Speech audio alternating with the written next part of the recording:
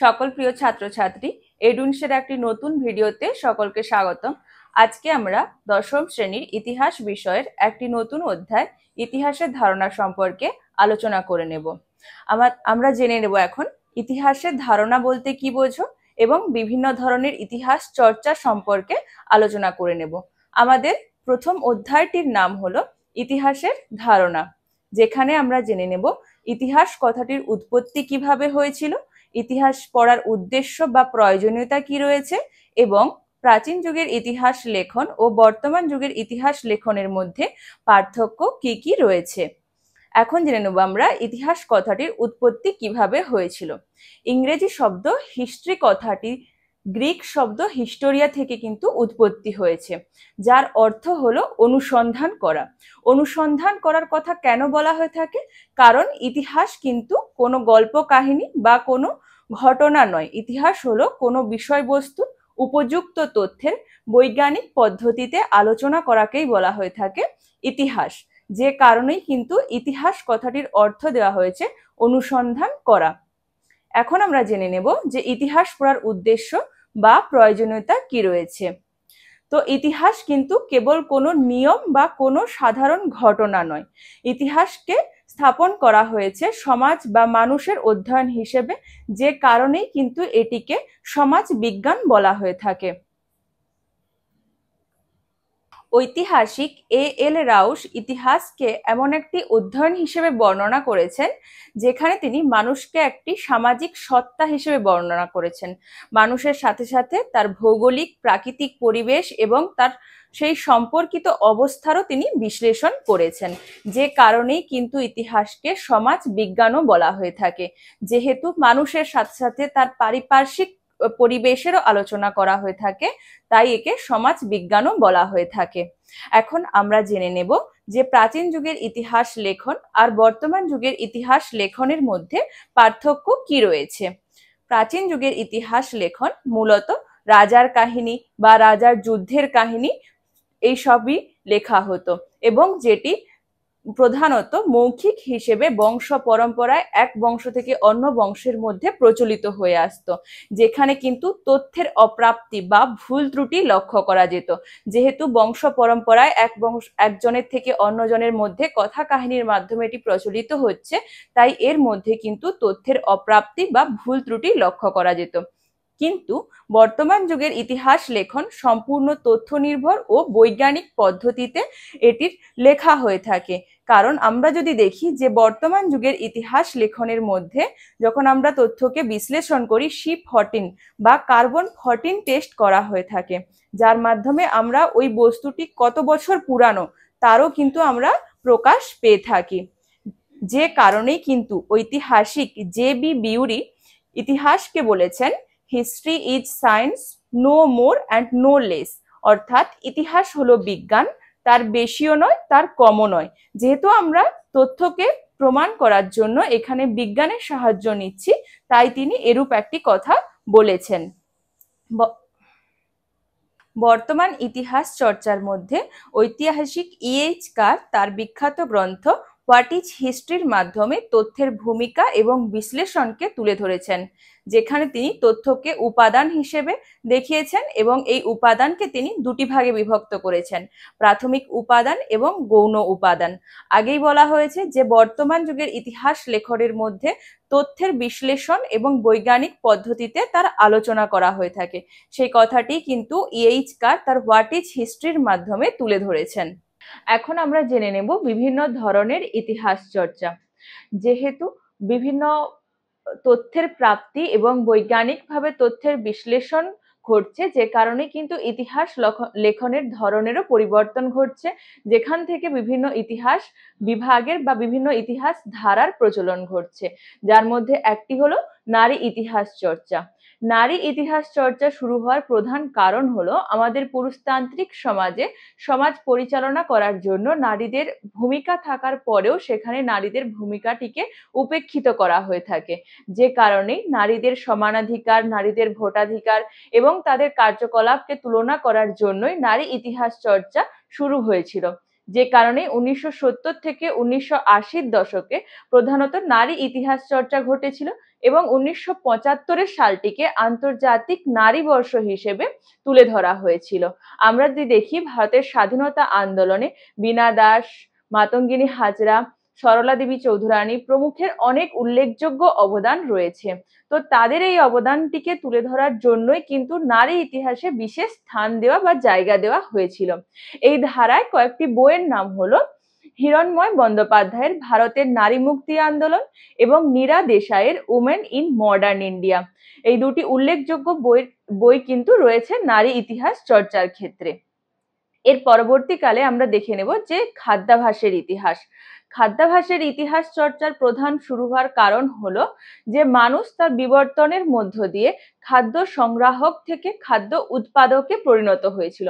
অর্থাৎ আদিম যুগে যখন মানুষ বিভিন্ন জায়গায় যাযাবর ভাবে ঘুরে বেড়াতো, তখন কিন্তু তারা এক জায়গা থেকে খাদ্য সংগ্রহ করে সেই খাদ্য তারা খেয়ে দিন কাটাতো। পরবর্তীকালে মানুষ যখন স্থায়ীভাবে জীবনযাপন করতে শুরু করলো, তারা তখন খাদ্য উৎপাদকে পরিণত হলো।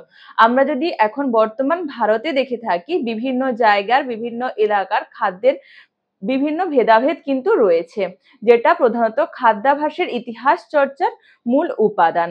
এই ধারায় কয়েকটি বইয়ের নাম হলো তপন রায়চৌধুরীর প্রবন্ধ মোগল আমলের খানাপিনা, যেটি মোগল সময়কালে রাজা মহারাজাদের খাদ্যের ওপর প্রাধান্য দিয়েছিল, এবং হরিপদ ভৌমিক তার রসগোল্লা বাংলার জগৎ মাতানো আবিষ্কার গ্রন্থে এই রসগোল্লার উৎপাদন এবং সেই সম্পর্কিত যে প্রতিদ্বন্দ্ব বা দ্বন্দ্ব রয়েছে সেই সম্পর্কে তিনি আলোচনা করেছেন এই বইয়ের মাধ্যমে। এখন আমরা দেখে নেব স্থাপত্যের ইতিহাস। আমাদের ভারতবর্ষ কিন্তু স্থাপত্য ভাস্কর্যের দিক থেকে পৃথিবীর অন্যান্য দেশের তুলনায় অনেকটাই এগিয়ে রয়েছে। এক্ষেত্রে আমরা যদি দেখি মন্দির, মসজিদ, বিভিন্ন উদ্যান এসবের কিন্তু অনেক প্রাচুর্য বা বৈচিত্র্য কিন্তু আমাদের ভারতবর্ষে লক্ষ্য করা যায়। সেক্ষেত্রে প্রত্যেকটির গঠন এবং ধরন এবং তার আর্কিটেকচার স্টাইল সবটাই কিন্তু আলাদা হয়ে থাকে। এই সম্পর্কিত আলোচনা কিন্তু আমরা স্থাপত্যের ইতিহাসে লক্ষ্য করা যায়। যদি আমরা দেখি যে উত্তর ভারত এবং দক্ষিণ ভারতের যে মন্দির শৈলী রয়েছে, সেগুলোর কিন্তু বৈচিত্র্য তাদের মধ্যে লক্ষ্য করা যায়। আমাদের উত্তর ভারতের যে জগন্নাথ মন্দির রয়েছে তার যে শৈলী রয়েছে এবং দক্ষিণ ভারতের যে মন্দির শৈলী রয়েছে তার সম্পূর্ণটাই পৃথক রয়েছে। এর সম্পর্কিত কয়েকটি বই হলো জর্জ মিশেলের রচিত ব্রিক টেম্পল অফ বেঙ্গল এবং বিজয় কুমার বন্দ্যোপাধ্যায় ও অমিয় কুমার বন্দ্যোপাধ্যায়ের সম্পাদিত পশ্চিমবঙ্গের পুরা সম্পদ গ্রন্থগুলি খুবই উল্লেখযোগ্য। এই বইগুলির মাধ্যমে পশ্চিমবঙ্গের যে স্থাপত্য ভাস্কর্য রয়েছে সেগুলিকে তুলে ধরা হয়েছে। এরপরে আমরা দেখে নেব খেলাধুলার ইতিহাসের কথা। খেলাধুলা কিন্তু কোনো জাতির পরিচয় বা কোনো দেশের পরিচয় তৈরির ক্ষেত্রে খুব গুরুত্বপূর্ণ অবদান বা ভূমিকা রেখে থাকে।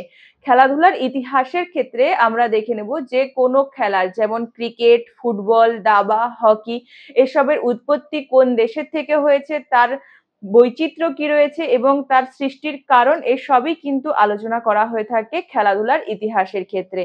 যদি প্রাচীন ভারতের খেলাধুলার ইতিহাসের আলোচনার কথা বলা হয়ে থাকে, সেক্ষেত্রে কিন্তু রাজা মহারাজাদের যে আনন্দ বা আমোদ প্রমোদের জন্য তারা যে সমস্ত খেলাধুলা ব্যবহার করত, যেমন শিকার করা, মল্লযুদ্ধ, এই সবের কথা কিন্তু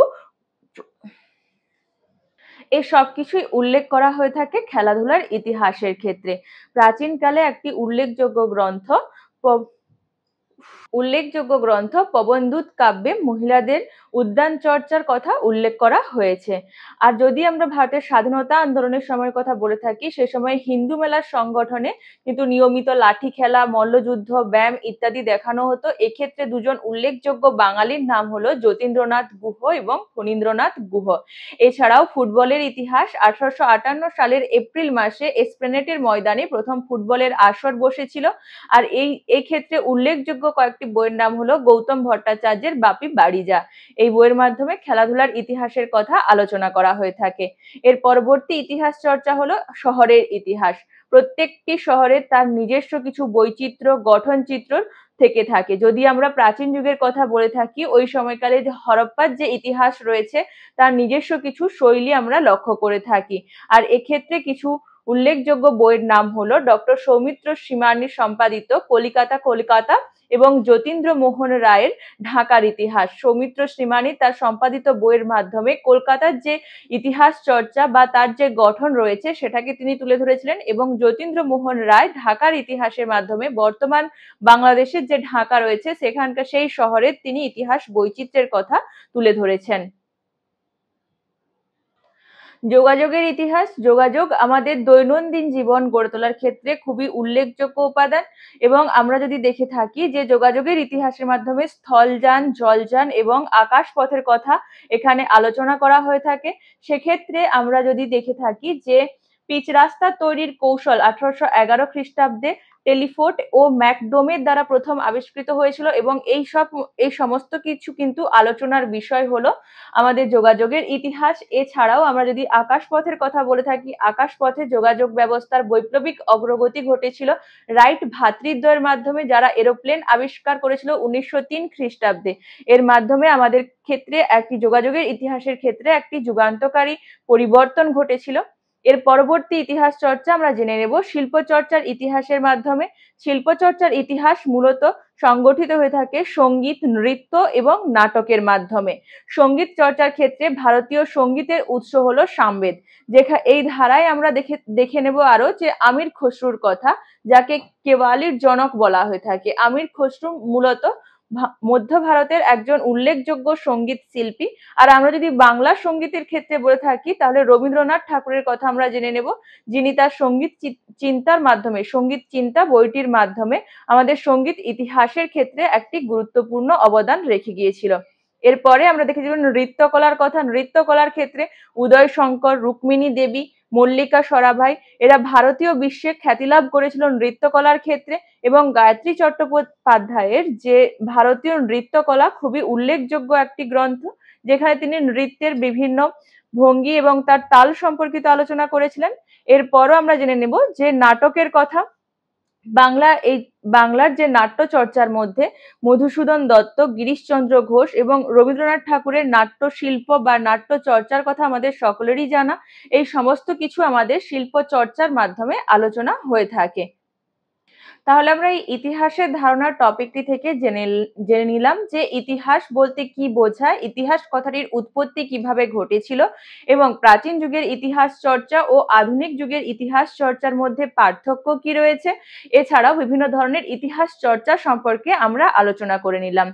এখন এই টপিকটি থেকে যে সমস্ত কোশ্চেন বা প্রশ্ন হতে পারে, প্রথম প্রশ্ন হতে পারে যে ইতিহাসকে সমাজ বিজ্ঞান বা সামাজিক ইতিহাস কেন বলা হয়ে থাকে।